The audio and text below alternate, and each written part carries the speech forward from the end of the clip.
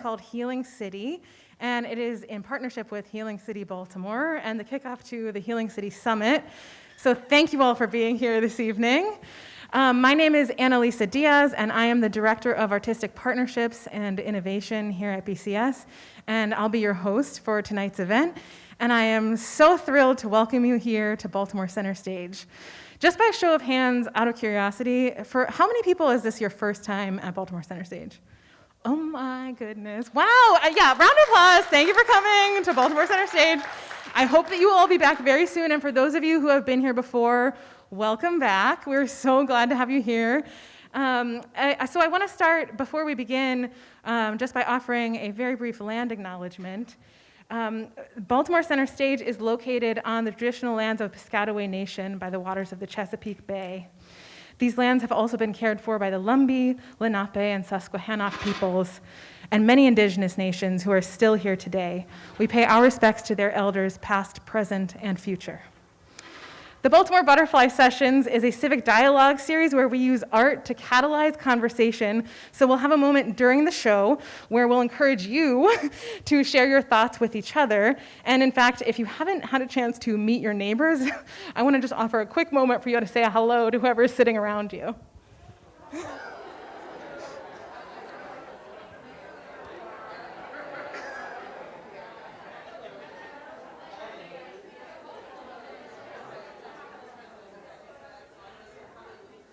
Amazing. Thanks, everyone. Thanks, everyone.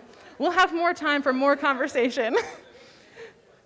So as I said, the theme for tonight's event is Healing City, and we are so excited to be partnering with Healing City Baltimore. At BCS, we believe that the arts are an integral part of the civic fabric of our city, and I couldn't think of a better way to activate that belief than partnering with this coalition that is building a better future for Baltimore and for all of us. Yes. Special thanks to all of the Healing City Baltimore organizers. We're so honored that you partnered with us as the kickoff for your Healing City Summit this week. I know that a ton of work has gone into this week, and we're happy to host you for the kickoff event for the summit. So tonight, you will hear music from B. Steadwell, poetry from local poet Metamorphosis, and readings from pop cultural and historical texts by some volunteers who, don't worry, have already volunteered, and a keynote from Baltimore City Council member Zeke Cohen. So we are in for quite a treat this evening, and with no further, I will turn it over to B. Steadwell to get us started.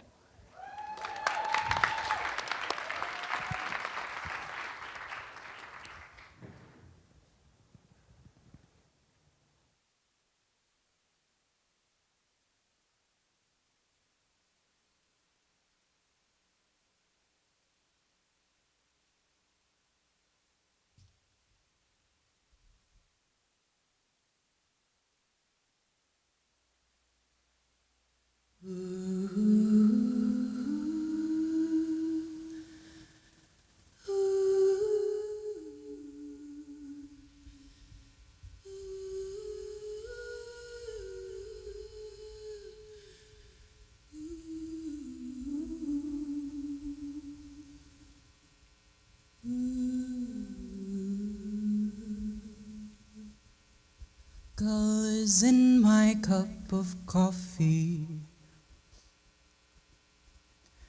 Colors in my cup of coffee. Watch the cream swirl as it do. Find myself get lost in movement as I lose myself in you.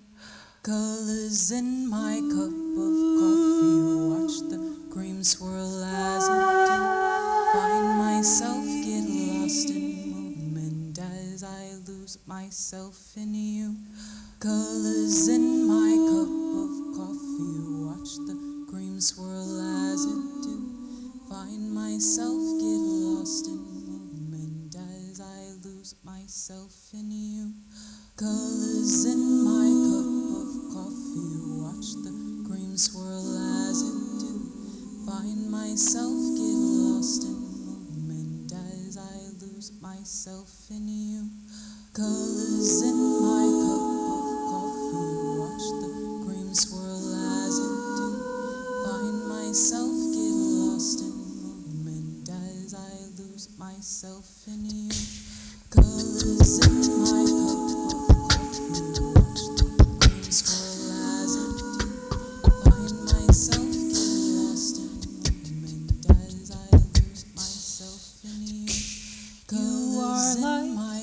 way, always coming back that way, never asking why, selfless lighting up her sky.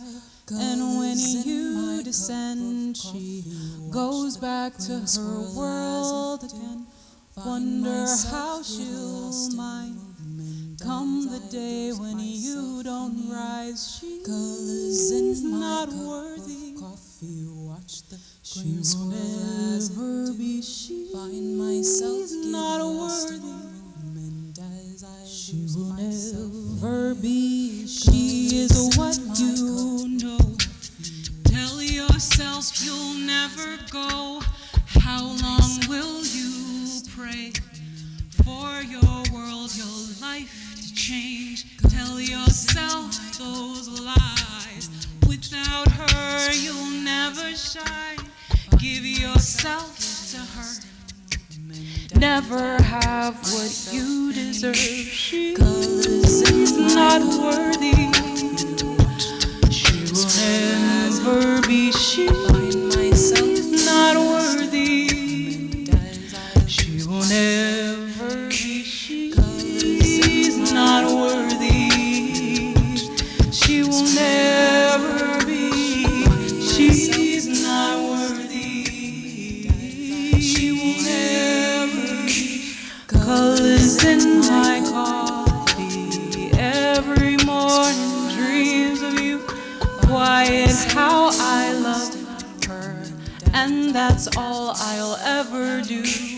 But I know your light, feel your warmth, I see you smile, and one day you'll find many love you just as I. She's not worthy. She will never be. She's not worthy. She will never be. She's not worthy. She will never be. She's not worthy. She will never be. Colors in my coffee every morning, dreams of you. Quiet how I love her, and that's all I'll ever do. Colors in my coffee every morning. Quiet how I love her, and that's all I'll ever do.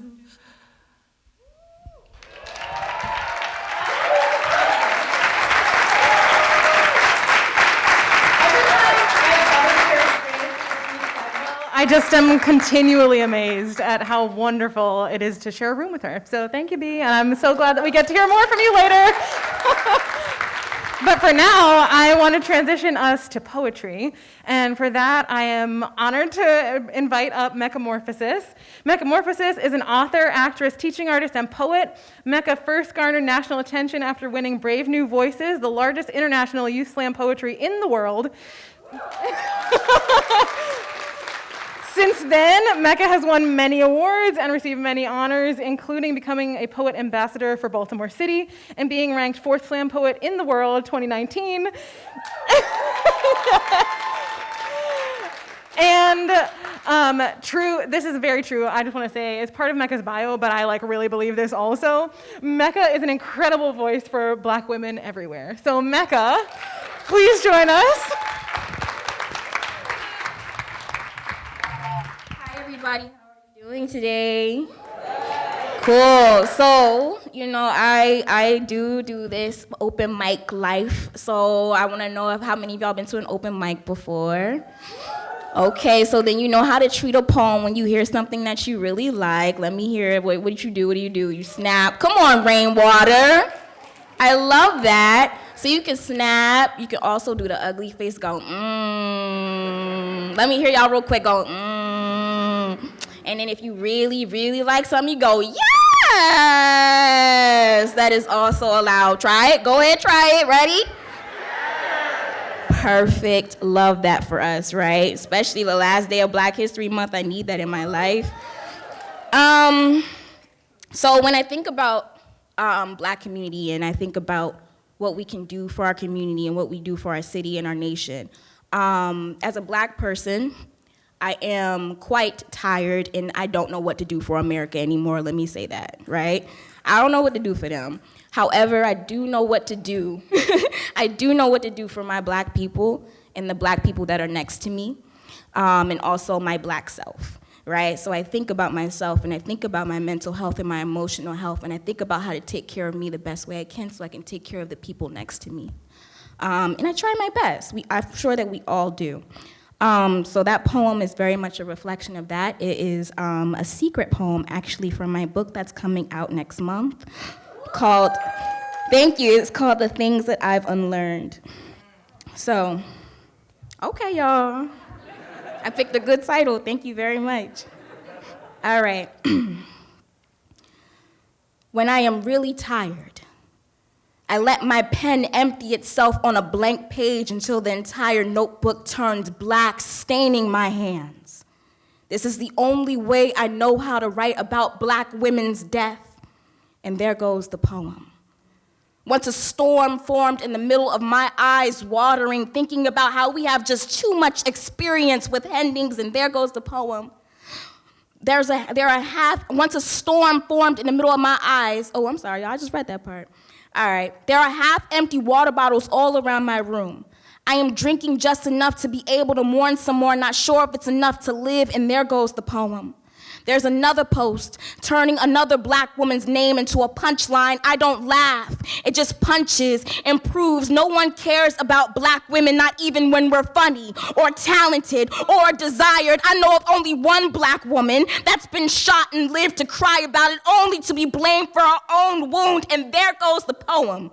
Growing legs, wanting to run full sprint from the eulogy it is always becoming. And I tired of swallowing my phone whole, knowing not even the acid inside me can properly break down the news of another Black woman's death, because damn, is Black death ever really news if we already knew? Before we looked up what happened, before I wrote another poem, before we woke up this morning, still, somehow, I woke up this morning, though in caskets, soft bed, full of names in my gullet, I scream into my pillow so they have some of the rest. I ain't sleep all summer with all the lines that kept coming, about all the lines this country has crossed, and there goes my poem, laying half empty across the table, me half empty across the mattress, both of us trying to become something more than ourselves, when half the people that look like me are gone, and I want to go with them, knowing my reflection might get to me before disease or a man does. But half of the day is done.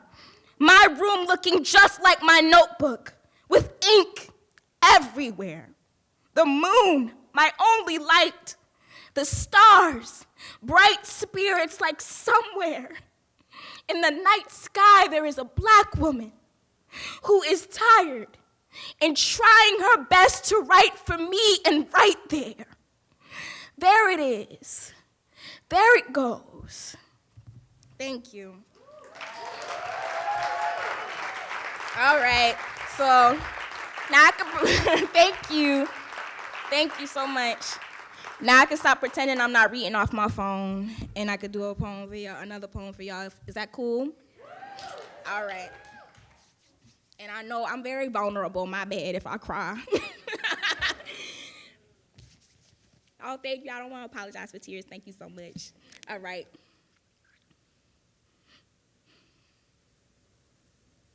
Every Black house runs a thrift shop. You can tell by the way we trade trauma like old clothing, and in my house, we are bursting at the seams because of the bags of clothes we carry. I still have the pajamas I was molested in. And no matter how many times they end up in the laundry, they will never be clean enough to give up like I did. I told him I ain't want to go in no closet. Not only did I see his skeletons, I became one.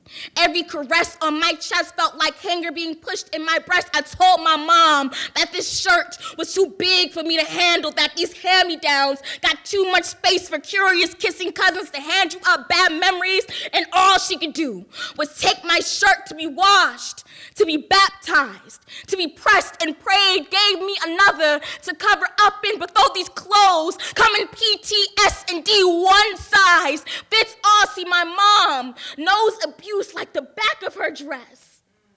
I just wish she would have told me what it looked like before my cousins put the same one on me.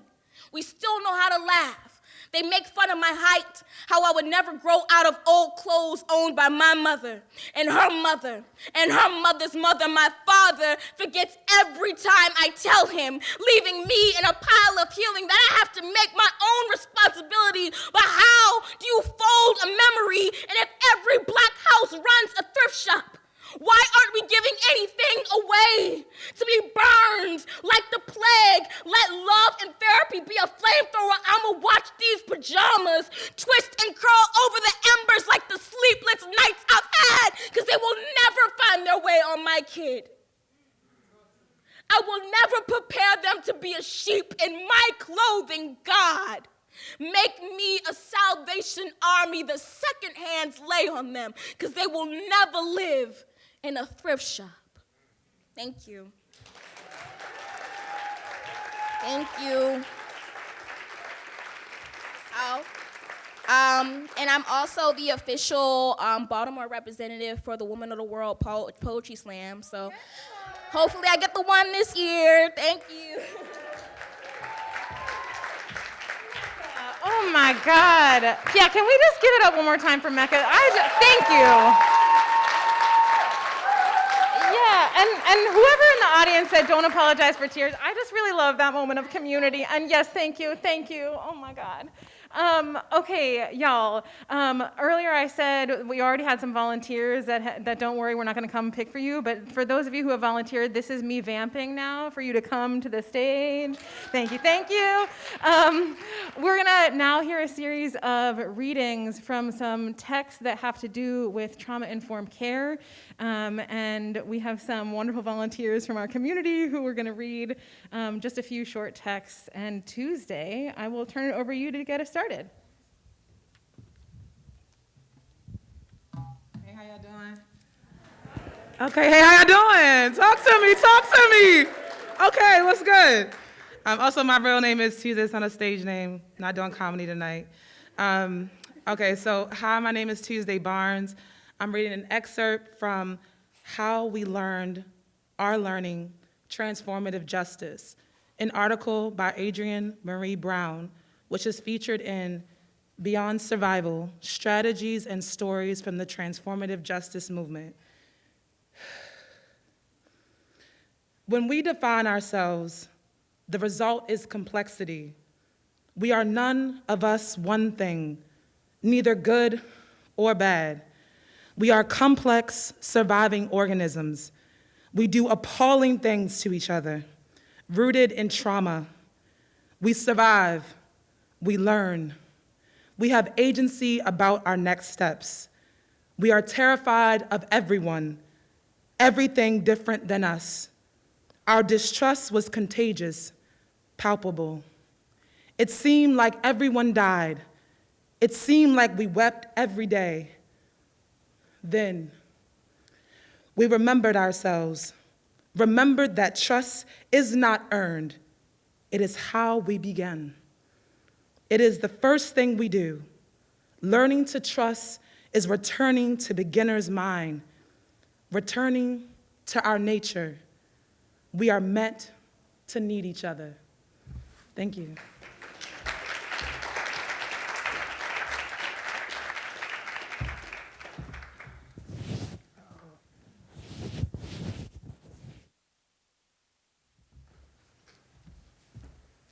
Hi, I'm Ann Coy. I am the Healing City Baltimore coordinator, and you all are making my week, maybe my month and my year in being here. I am reading an excerpt from an issue brief released by the Children's Hospital of Wisconsin called Translating Trauma-Informed Principles into Trauma-Responsive Practices. Trauma is one of the most urgent human rights and social justice issues of our time. The trauma-informed care movement has increased awareness of trauma across multi-sector systems, including health and human services, juvenile and criminal justice, education, and workforce development. Still, it is imperative that we move from trauma awareness to trauma responsiveness by translating trauma-informed care principles into practices that mitigate the effects of trauma or prevent it altogether. Evidence-based trauma-informed care practices such as screening, assessment, and referral can also help to increase access to trauma-focused treatments and other interventions that foster resilience and recovery. Policy and system changes are also needed to increase access to trauma-focused, trauma-informed, and trauma-sensitive services that enhance the health and well-being of individuals, families, and communities, especially those who are at the greatest risk of trauma and its consequences. In so doing, we have the potential to protect human rights, promote social justice, and produce large-scale changes in population health and health equity. Thank you.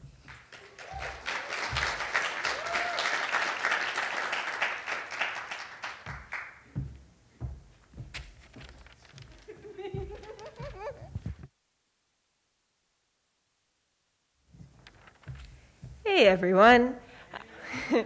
My name is Sabine, and I'm reading an excerpt from Love with Accountability, Chapter 22, Reclaiming Our Voice, by Tanisha Esperanza Jarvis. For many centuries, we have shed invisible tears that have been denied by our communities and oppressors alike. In our hearts lie secrets and pain, which we harvest like a collection of charred photos. As diasporic Black people, we must be unbreakable.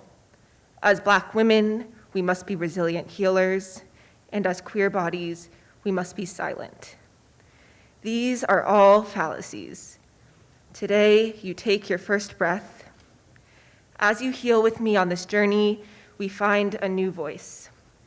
The passage reveals a new world, filled with the piercing shouts of warriors and healers. We will reclaim our voices. We join together, feeling the interconnection of our existence.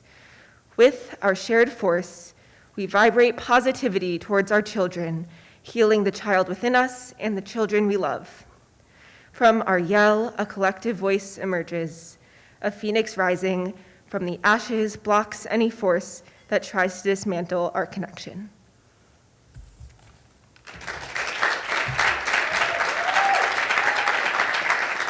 Yeah, one more round of applause for all of our volunteers for reading.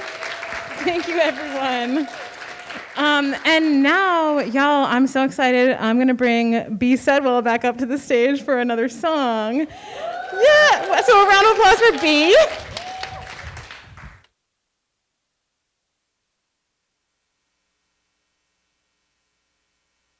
Hey, y'all. My name's B, and the next song that I'd like to do for you is a song I wrote for my ancestors. It's called Forsetha. How many of y'all in the room read Beloved by Toni Morrison? Okay, yeah, yes. American classic, that book, human classic.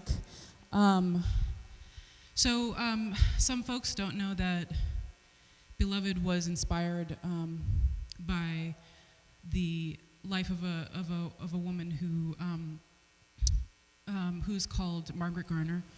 She escaped slavery in Kentucky. She fled across the Ohio River with her family.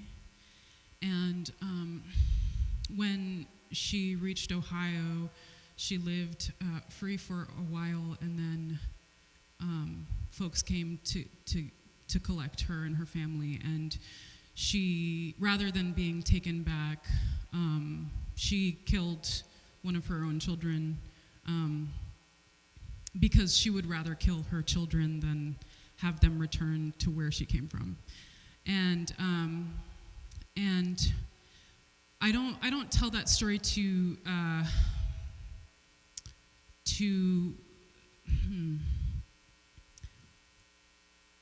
what I want to do is sing a love song for my ancestors, and I want in the process to recognize what our ancestors went through in order for us to be here. And maybe it's not slavery, maybe it's a war, maybe it's something else, but I want to celebrate the power, I want to celebrate the love, the laughter that it took to survive. And in doing that, I would love for y'all to just think of an ancestor of yours, maybe a name or two. If biological family is not the thing for you, you can consider someone else who's not with us anymore on this plane. And I'm going to ask you to sing a little bit with me if you feel comfortable, okay? All right, so you can have that person in mind, and we'll try to bring them into the room with us.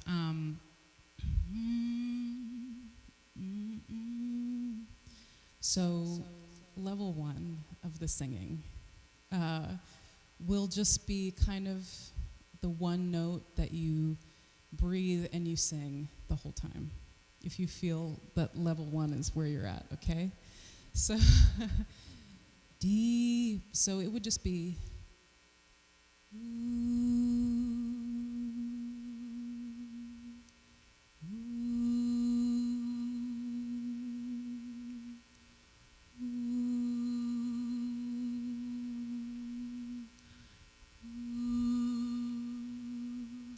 perfect. Level two is going to be joining in with me. I'm gonna do a 3-part harmony, and level two is one of the parts. 3 is the harmony, and you get it. Join in whatever way you feel comfortable. But please do try to sing. It'll like slow your breathing and give you this really nice calm. Even if you're not a great singer, please try, okay?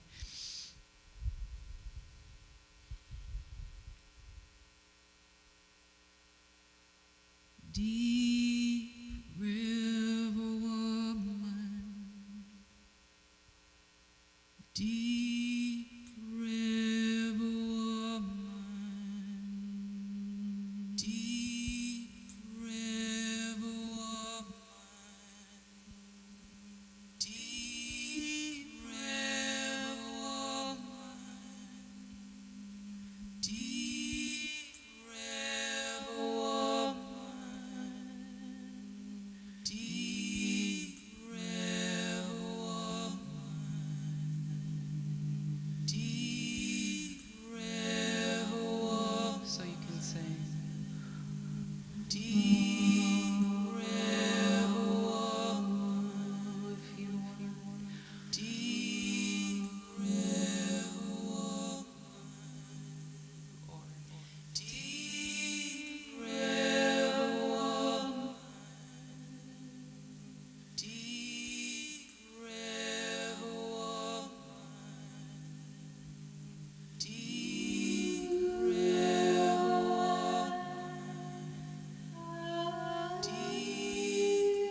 river woman, deep river woman, deep river woman. Deep river woman with wounds for your shoes, running for freedom with 2 lives to lose. Listen for the rivers sing. Deep river wounds, cut through the darkness, the shadows, the trees. Cut through the pain that brings you to your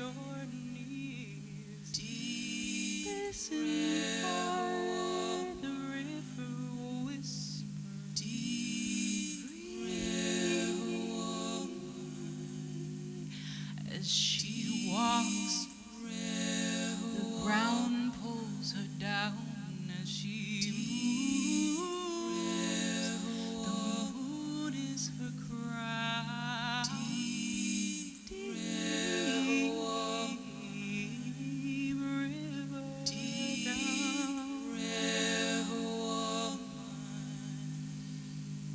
Deep river woman.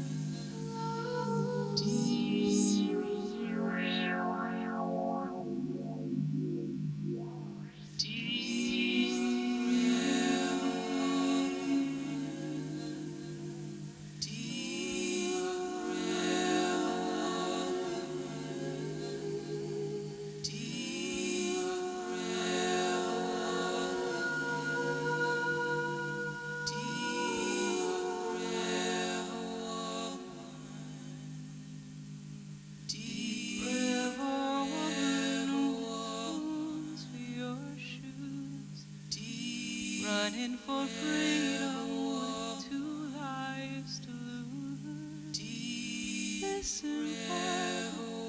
Listen for the rivers in her. Deep river woman.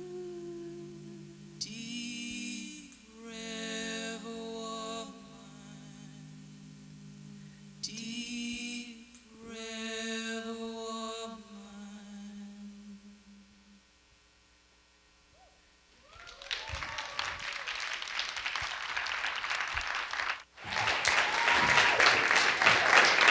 Like, are you kidding me?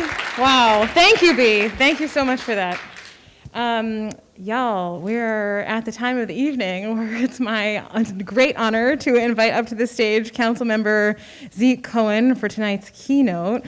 And while Zeke is coming up, I'm going to read to you just a tiny bit from his bio, which it's on our website, and you can just basically like Google Zeke and see all of the amazing things that he has done on all of our behalves for Baltimore City. But I will just very briefly say, Councilmember Zeke Cohen has represented the 1st District on the Baltimore City Council since 2016. He grew up in Northampton, Massachusetts, the son of a social worker and a psychiatrist, and Zeke's belief that community comes first was inspired by his mother's stories of marching for civil rights and registering voters during the Mississippi Freedom Summer. And hold on, I want to tell you about Healing City. Let me see here. Oh, of course it's not in your bio yet. Okay, so Zeke was one of the founders. I'll just tell you what I know about Zeke. Zeke was one of the founders of the Healing City Baltimore movement, which is why we're here tonight, everybody.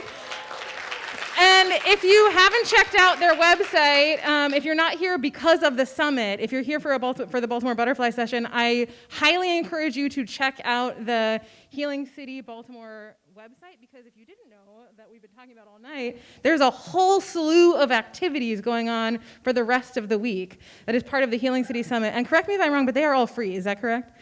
And many of the events are virtual throughout the week. Some of them are in person later on. I'm sure Zeke will tell you much more about it. But it's a really awesome organization, and I'm so happy on behalf of the entire Baltimore Center Stage staff that we are partnering with Healing City Baltimore. And with no more words, I will turn over to Zeke for tonight's keynote.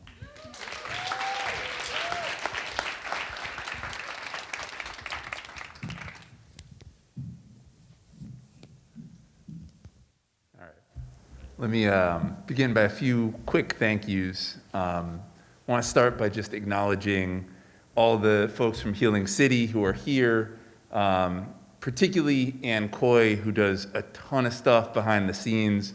Please give them a big round of applause.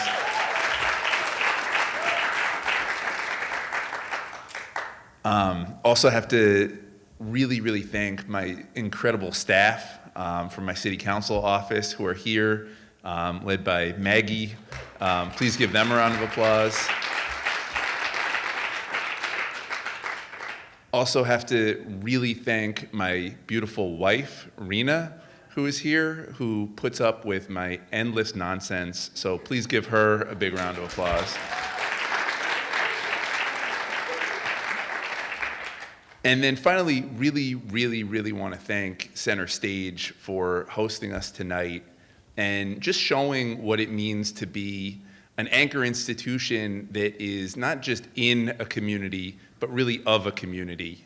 And this Black Butterfly series, the work that you all are doing, it really means a lot. So to Stephanie, to Annalise, to everybody, thank you so much for what you're doing for the city.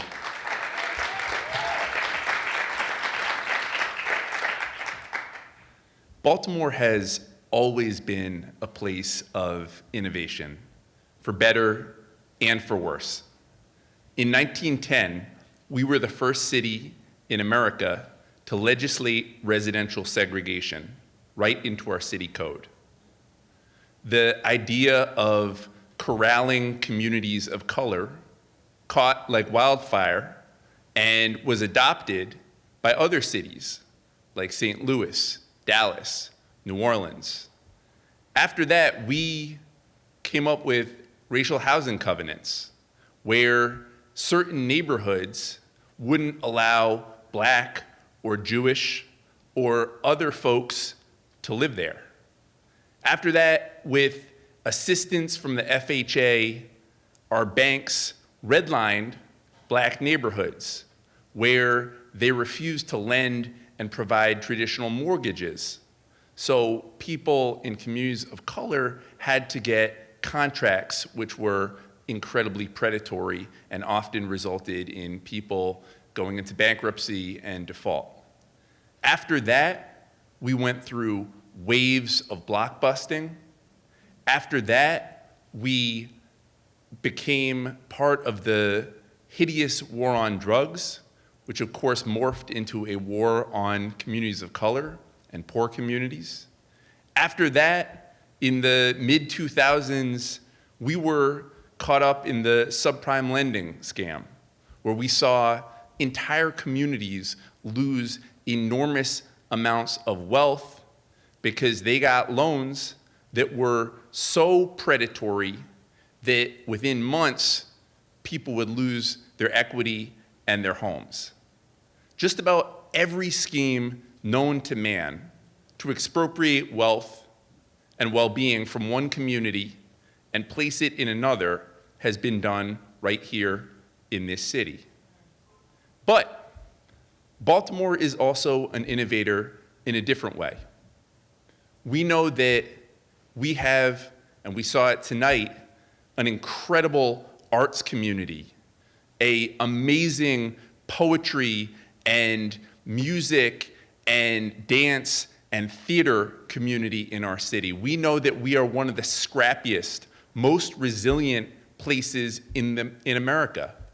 Baltimoreans know how to take a punch.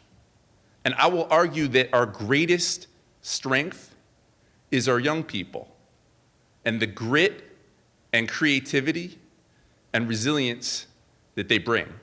And that is the story that I want to tell tonight. In 2019, in West Baltimore, there was a shooting at Frederick Douglass High School. A gentleman walked into the school with a gun and opened fire. He shot a school staff member, and young people that were there at the time described ducking in place. Teachers had to lock their doors. You could literally hear bullets flying by in the hallways. And we're a city that is used to a large amount of violence, but to have that one safe, sacred space, our school, be violated in that way was just incredibly traumatizing to everyone involved. And so we held a hearing in the Education and Youth Committee of the Baltimore City Council. And the focus was youth voices, youth violence. And the idea is that we wanted to hear directly from our young people on what they felt we could do to reduce their exposure to violence. And a lot of the adult conversation at the time was centered around, should we have more metal detectors in our schools? Or should school police walk around with guns so that they could somehow prevent a bad guy with a gun from whatever? But when the young people got up to testify, they wanted nothing to do with that conversation. In fact, they said very clearly, we don't want to hear about how you're going to better police us. We want to know how you're going to prevent tragedies like this from occurring in the first place. And we want to know how you're going to prevent the day-to-day traumatic incidents that we experience every single day growing up in this city. And they named every what we would call adverse childhood experience in the book. They talked about their own experiences with homelessness, with having a parent that was struggling with addiction, with dealing with living in a food desert, with just the day-to-day grind of being black in a city that was one of the birthplaces of redlining. And they turned to us and said, so what are you going to do about that? That's what you need to be focused on. Not metal detectors or police with more guns, but how you're going to prevent the trauma that we experience every single day. And listen, I'm a former teacher, taught in Sandtown and in Curtis Bay, and when you as an educator hear young people speaking with that level of clarity and precision, it really behooves you to listen and to also go up and talk to them. So after the hearing, ran up to Brianna and Jayana and Damani, who were the three young people from Douglas who testified, and I said, listen, I think what you said was really, really, really profound. But instead of us coming up with some law, why don't we work on it together? Because I think that the best legislation, and that is ultimately my job, is to write laws for the city of Baltimore. The best legislation comes from people with lived experience, not just from legislators, but from folks who are in it and who've lived through it. And so I want to work on this with you. And the young people took me up on it, and they said, all right. We spent the next year doing a listening tour all across Baltimore. We listened in libraries, in laundromats, in rec centers, in classrooms, all across the city, to try to understand how people experience trauma, but also what we could do about it collectively as a city. And what we heard was, yes, a lot of pain, but also an enormous amount of resilience and healing. Folks were very clear that here in Baltimore, we are a city filled with healers, whether that's in our arts community, our medical community, our school system, our nonprofits. There is so much good work that's happening in our city, but too often it's happening in silos, and there's not enough cross-collaboration and cross-communication. And the other thing that folks said really clearly to us was, listen, you all, city government, needs to get in the game, because too often you create chaos and then step back and watch and don't have much to say about it. And so you all need to plant a flag and be part of this work and show some real leadership. And the other thing that folks made really clear is that we have everything we need right here in Baltimore. that we are not without strength and resources, and we have it. We don't need to go searching in some other place. Now, while we were in the midst of this work, the late, great Congressman Elijah Cummings was leading this work around trauma nationally. Folks will remember that toward the end of his life, he was both prosecuting President Trump in his Judiciary Committee, while simultaneously holding the first ever congressional hearing on childhood trauma. He somehow managed to do both all at once. And then he brought folks in Baltimore together, a big group of us. And I will never forget, he said to us, listen, I'm not going to be here for that much longer, but this is my work, this is my legacy, and you all need to carry on the torch. Because I grew up in West Baltimore, I will die in West Baltimore, and I am sick and tired of seeing generations of people in pain, and this healing work needs to happen right here in this city. And Congressman Cummings was a mentor and a friend and just someone who was a giant to me. And I'll never forget, he put his arm on my shoulder and said, I want you to carry this forward. And a few weeks later, he passed away. He had been extremely sick. We now know he'd been sick for several years, he had cancer. And when he died, we decided we needed to name our bill, our legislation, in his honor. And so we called it the Elijah Cummings Healing City Act. And as we were talking and listening, all of a sudden there was all this energy and momentum, and we started to hear folks really want to get involved in the work from all different communities. And we started to build this momentum and this movement around healing, and we called it the Healing City Movement. And we decided to hold a Healing City Summit and to bring everybody together.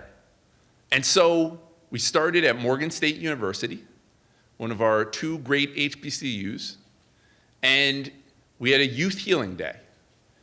And about 350 young people from across the city, 12 different high schools, came together and did panels and poetry and TED Talks, all focused on how we could heal from the perspective of our young people. And then we went over to Coppin State a few days later, our other HBCU, and we had a huge community healing day where we had groups like Roberta's House. Folks know them. They're one of the country's premier grief centers right here in Baltimore. Groups like Holistic Life Foundation that does mindfulness. All these amazing nonprofits. We had a DJ, we had doctors, we even had barbers and beauticians giving out free haircuts. Because something that I learned as we were going through this is when we got to some barbers, they put their hands up and said, we want to be part of this Healing City movement. Because guess what? We are healers in our own communities. And I'll never forget a man named Troy Stanton, who some folks may know. He's a barber in West Baltimore, and he was actually shot in his own barber shop, and he survived, and he created this organization, More Than a Shop, where they do therapy and blood screenings and support people in barbershops. And I will never forget Troy saying to me, you know, Zeke, listen, when someone comes into the barbershop, they're vulnerable, they're honest, we're able to have real, deep conversations. And here's the other thing. We physically put our hands on people in a way that makes them extremely vulnerable, particularly for men. And here's the thing about it. We touch the victims of violence and we touch the shooters. And you will never know when you're a barber and you put your hands on somebody and you feel their scalp and their hair, you may have prevented them from going out and using their gun that night. And that's something that really stuck with me. And so we pulled our barbers and our beauticians into the conversation and part of the movement. And we had this big summit, and it was incredible. And this is the third one, by the way. You all are part of it, so thank you for being here with us tonight. After being at Coppin State, we marched over to Frederick Douglass High School, where the three young people, Brianna, Jayana, and Damani, spoke about what it was like not just to have had this horrific, tragic, traumatic experience, but to then do something about it. And to literally write legislation and push it every single step of the way. And this sense of mastery and ownership that they felt over their experience. And then right there at Frederick Douglass High School, then Mayor Jack Young signed our bill, thus making Baltimore the first city in America to legislate trauma-informed care into law.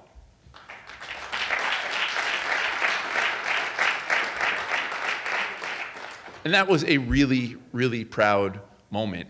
Our bill does three things. One is that it calls for training of all of city government in trauma-informed care. So we want to teach folks about the brain chemistry of what trauma does. We want to teach people how to recognize it, both in ourselves and when we see it in our rec centers, in our libraries, how to treat it. We want to teach folks restorative practices, because just being punitive all the time doesn't work. We want to teach folks about mindfulness and how to really be in control of your own emotional being. And what I'm really proud of with our trainings is that our entire faculty is all Baltimoreans. It's folks like Holistic Life teaching mindfulness. It's folks like Roberta's House teaching grief.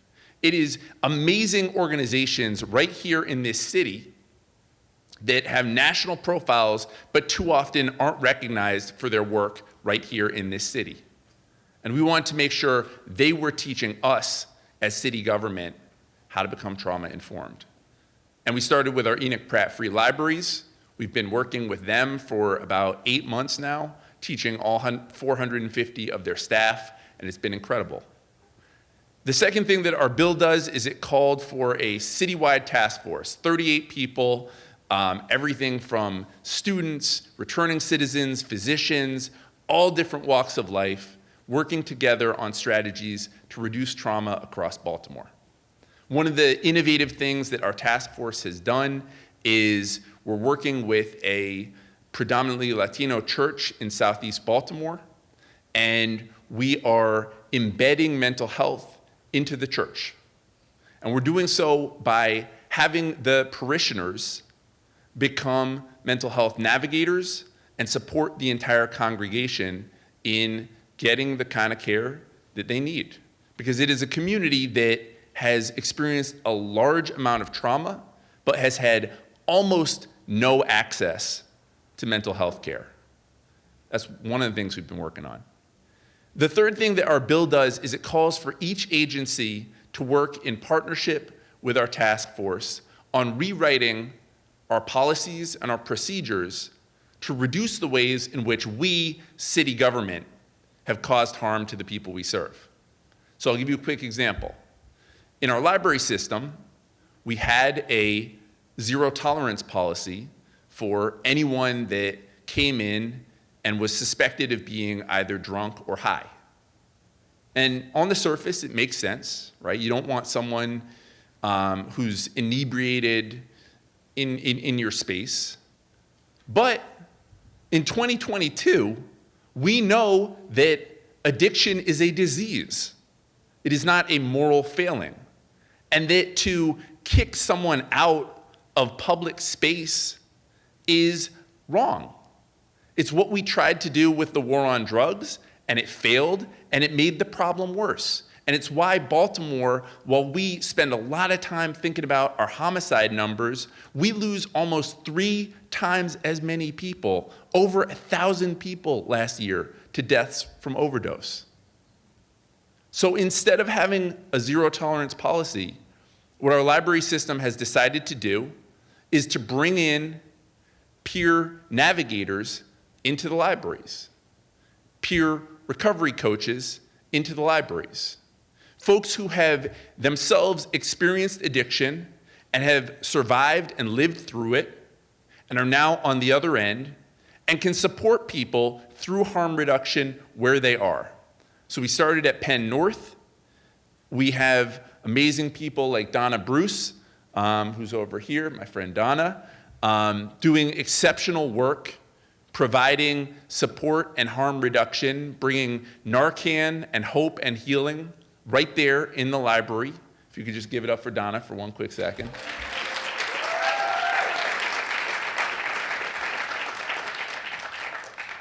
And that's the kind of policy change, that's the kind of change that we as a city need to start making. We need to start really thinking about how do we serve our people better. I will argue that Baltimore's healing will not come from consultants in New York or DC or Philadelphia. We will not be saved by someone else's idea or intervention. Amidst a public health crisis of gun violence, amidst an epidemic of inequality, and amidst a pandemic that we've all survived together, we need to make sure we are taking care of each other and treating each child in this city like they were our own. There are no shortcuts or easy answers, just a commitment for us to do better and to tear down the boundaries and the borders that have been built to keep us separate. We were the first city in America to legislate residential segregation. And now we are the first city in America to legislate the healing for the harm that it caused.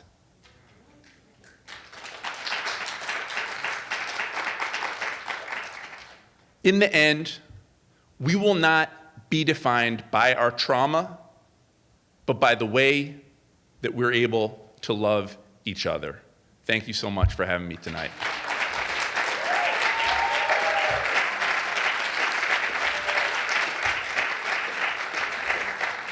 Thank you.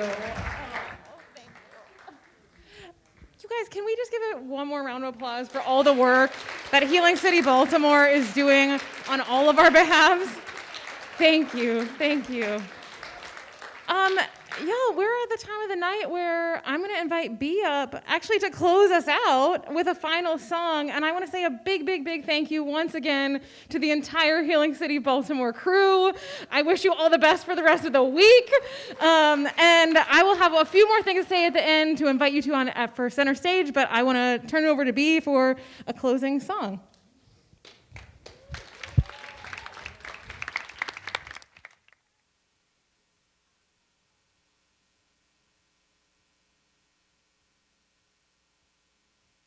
Okay. So this last song requires a little bit of choreography. Y'all might need to stand up if you're able. Would you mind standing up? Thank you. Can just like stretch it out a little bit, roll the shoulders. You know, I don't want you to pull anything. So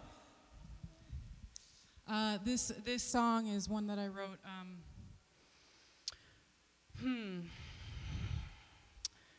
I like to grow greens in the summertime.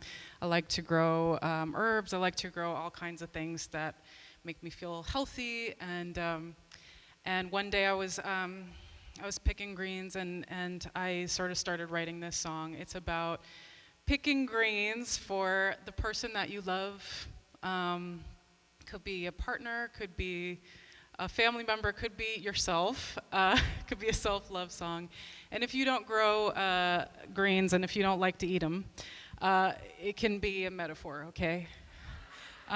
So this is the dance move. It's picking greens from your garden with joy, with compassion, and you know, this is the basic move, but if you want to get fancy, like if you want to get extra, you can kind of maybe they're down here.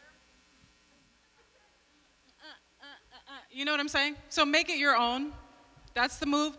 Just during the chorus, the rest of the time you can like two-step, whatever you want to do, okay? All right. Y'all got scared though, huh? You thought I was gonna. All right.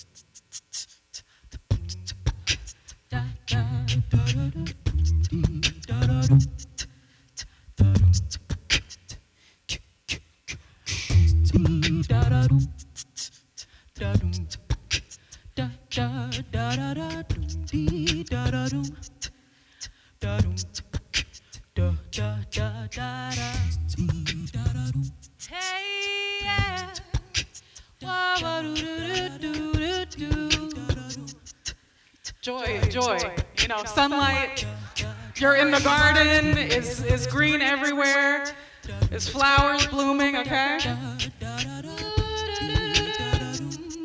Hey, yeah.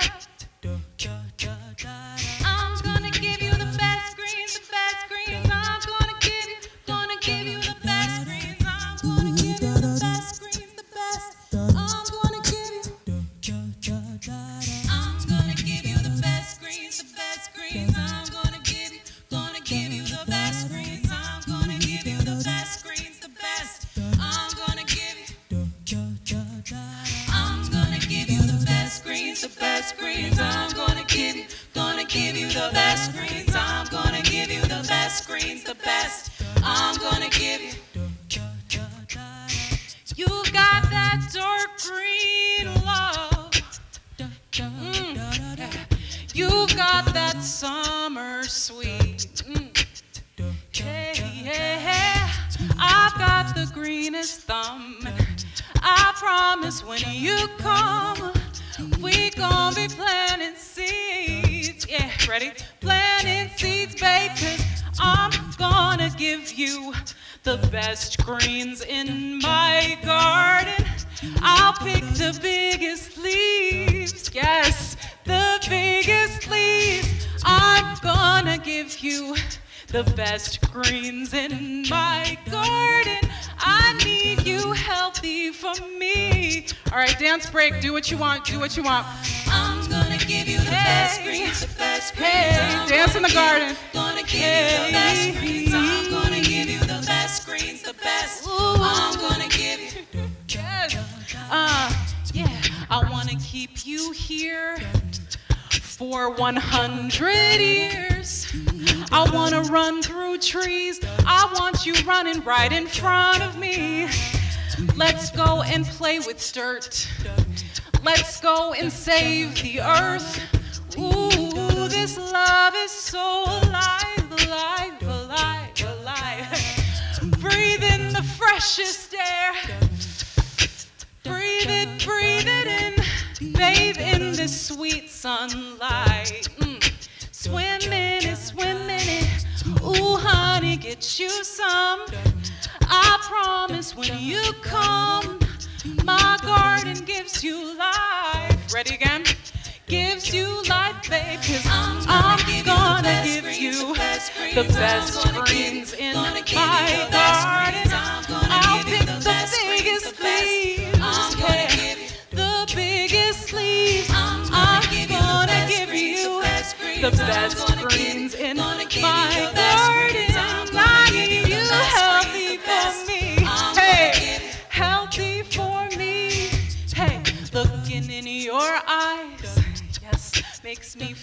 alive, yeah. 'Cause before you came, I was just a seed trying to germinate. Let's grow above the dirt. Let's grow above the hurt. This love is so alive, alive, alive, alive. Tomatoes big and full, yeah, thick and full, baby. My basil grows like a weed, yeah, grows like weed. Got sage and I got thyme. The sun makes you look so fine. So girl, come and water with me. Water with me, 'cause I'm gonna give you the best greens in my garden. I'll pick the biggest leaves. Hey, the biggest leaves. I'm gonna give you the best greens in my garden.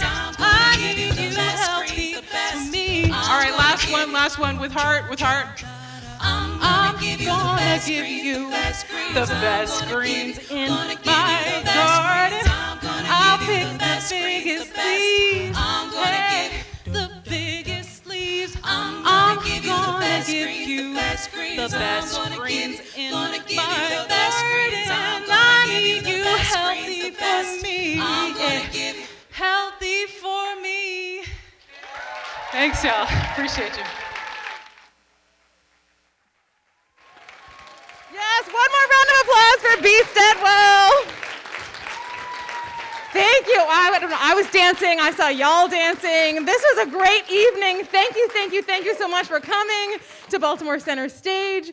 I just have two short things to say before I send y'all on your way to the evening.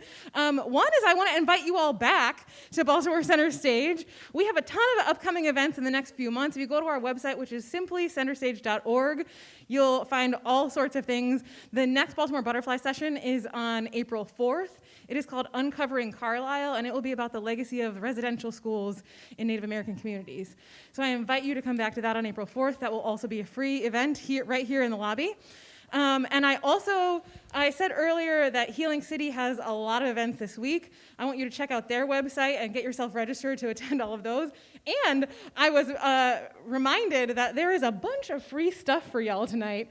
So, so before you head out for the evening, make sure you pick up, there are bags and there are t-shirts for everybody who came tonight. So please pick up one of those on your way out, and you're welcome to hang around and talk with each other. But otherwise, thank you again for coming to the Baltimore Butterfly Session's Healing City Baltimore kickoff.